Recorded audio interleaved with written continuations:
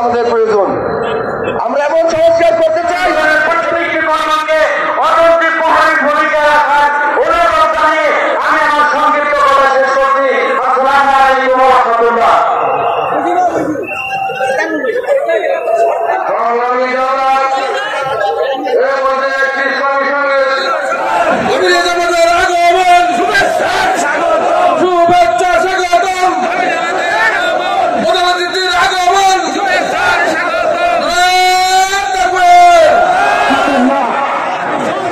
কর্মী সম্মেলন 2025 দীর্ঘ 15টি বছর পরে আমরা যে স্বাধীন পরিবেশ পেয়েছি, বাংলাদেশ জামাত ইসলামীর দিন কায়েমের প্রত্যয়িত কাফেলা দিন কায়েমের জন্য স্বাধীন একটি পরিবেশ পেয়েছে।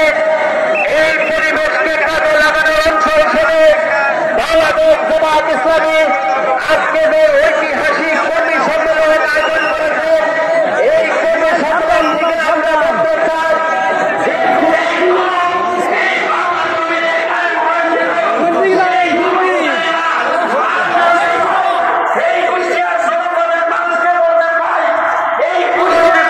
ভূমিকা রাখার অনুরোধ জানিয়ে আমি আমার সংক্ষিপ্ত কথা শেষ করছি। আসসালামু আলাইকুম ওয়া রাহমাতুল্লাহ।